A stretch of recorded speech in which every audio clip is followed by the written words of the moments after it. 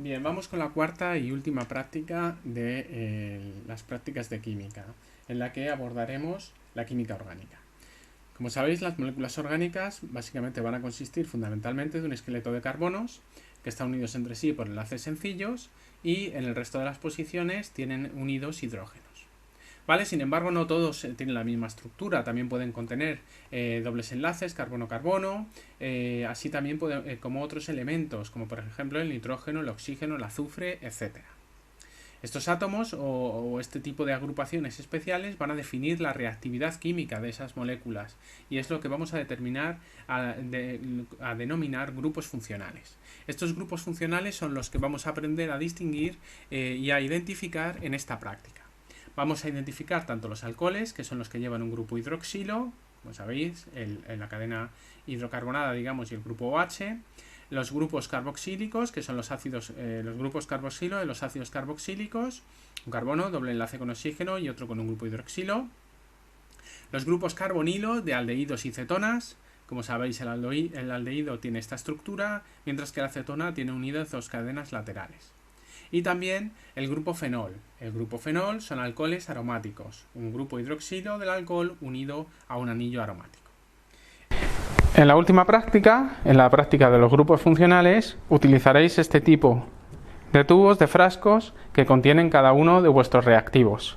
Como veis, muchos de ellos ya llevan su propio cuentagotas. Simplemente presionáis, cogéis y añadís gota a gota, con cuidado, sobre vuestro tubo de ensayo. Luego, muy despacio, volvéis a cerrarlo correctamente. En el caso de que encontréis un frasco que no tenga su propio cuentagotas, podéis utilizar las pipetas Pasteur que tendréis en vuestras pollatas. Presionáis, introducís en el líquido, se cargará de líquido y añadís gota a gota en vuestro tubo de ensayo. El sobrante lo añadís de nuevo, elimináis la pipeta Pasteur en el sucio y cerráis correctamente el frasco. Entonces, vamos a empezar con la identificación de los grupos hidroxilo. Una de las características de los grupos hidroxilo que nos permite identificarlos es la solubilidad en agua. ¿Vale? El grupo hidroxilo, el grupo OH, les va a conferir cierta solubilidad por la interacción con el puente de hidrógeno del agua. Esta solubilidad va a depender del tamaño de la cadena hidrocarbonada, ¿vale? Del tamaño y de su ramificación. Entonces, los alcoholes inferiores van a ser completamente miscibles en el agua, mientras que a medida que vaya aumentando la longitud de esa cadena hidrocarbonada, que es muy hidrofóbica, va a disminuir esa solubilidad. A igual número de carbonos, cuando la estructura es ramificada, esto va a aumentar su solubilidad. Una estructura ramificada siempre va a ser más soluble que una estructura lineal. ¿Por qué? Porque es una estructura mucho más compacta y además permite una mayor interacción de estos grupos OH con las moléculas del agua para formar esos puentes de hidrógeno que aumentan su solubilidad. ¿Vale? Otra identificación de los grupos hidroxilo va a ser su ensayo de oxidación. Bien, la oxidación, cómo se comportan frente a la oxidación, nos va a permitir diferenciar si se trata de un alcohol primario, un alcohol secundario o terciario. Alcohol primario, aquel que el grupo hidroxilo está unido a un carbono primario, secundario a un carbono secundario o a un carbono terciario. Bien, la oxidación, como hemos dicho, es captar o ceder electrones y en este caso va a consistir en ganar enlaces con el oxígeno. Un alcohol primario es fácilmente oxidable. Primero se transforma en esa estructura de los aldehídos, doble enlace con oxígeno y un hidrógeno, y después se va a transformar en un ácido carboxílico. El alcohol secundario también puede oxidarse y en este caso ganará un doble enlace con el oxígeno formando una acetona. Mientras que el alcohol terciario no se oxida con oxidantes suaves, ¿vale? Implica su oxidación reacciones mucho más complejas y energéticas que incluso requieren rotura de enlaces, etc. Bien, generalmente para estos ensayos de oxidación se suele utilizar un oxidante como por ejemplo el dicromato potásico, ¿vale? En un medio ácido. Este es un oxidante y lo que va a hacer es aceptar esos electrones que ceden los alcoholes que se oxidan y va a formar el ion cromo.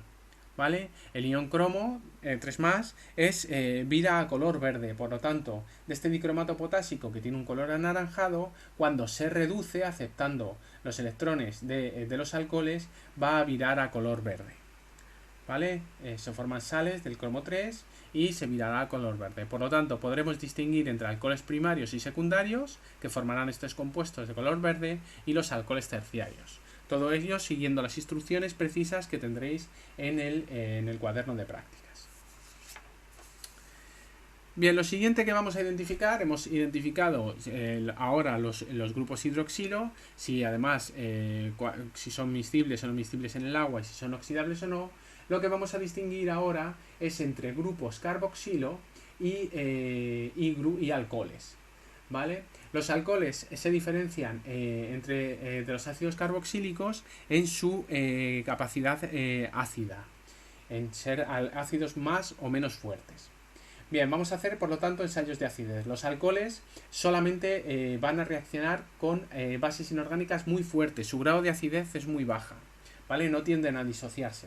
Mientras que los ácidos carboxílicos, como hemos visto en las valoraciones, tienen un comportamiento ácido más marcado y entonces van a ceder, van a ionizarse cediendo esos protones de forma más fácil.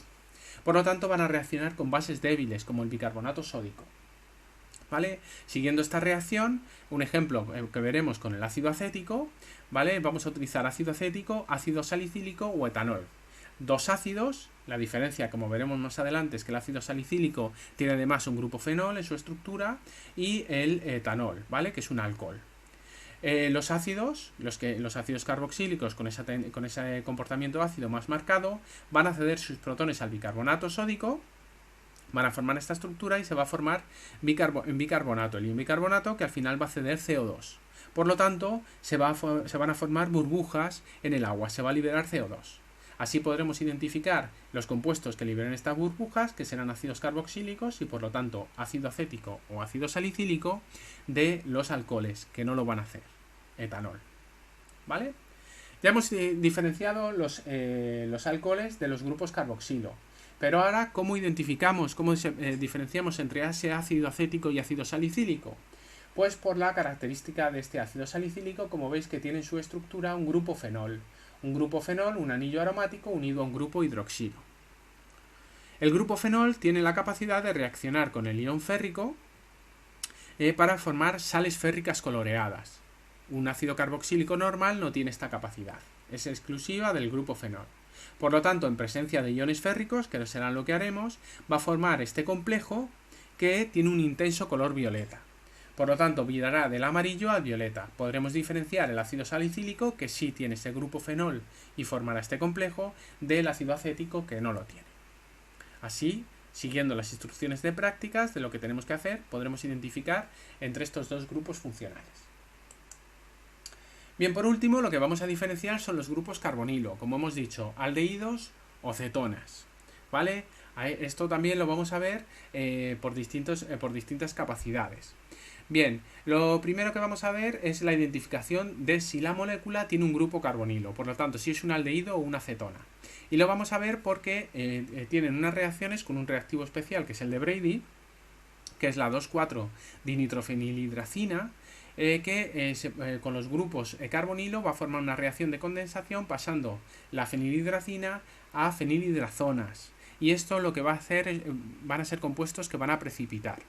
Por lo tanto, en presencia de un grupo carbonilo, este reactivo de Brady va a formar estos precipitados que veis aquí y vamos a poder identificarlos. Una molécula que no tenga estos grupos carbonilo no va a formar estos precipitados. Vamos a poder distinguir entre ambas, como siempre siguiendo las instrucciones del cuaderno de prácticas. Bien, con esta reacción nosotros podemos diferenciar entre moléculas que tengan un grupo carbonilo, aldehídos y cetonas, de los que no lo tengan, pero no podemos distinguir si es un aldehído o una cetona. Como ya habéis visto, la estructura en que ambos varían. ¿Cómo vamos a hacer eso? Por medio de ensayos de oxidación.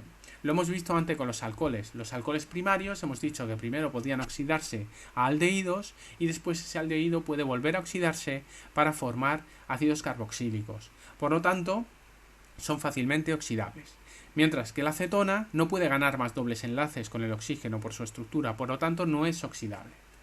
Esto lo vamos a hacer realizando un ensayo de oxidación, como hemos dicho. Resumen, aldehídos pasan a ácidos y las cetonas no. Vamos a utilizar un reactivo. Por acortamiento de las prácticas vamos a utilizar únicamente el reactivo de Tollens, que son oxidantes que llevan iones metálicos. En este caso el reactivo de Tollens lleva el ion de la plata.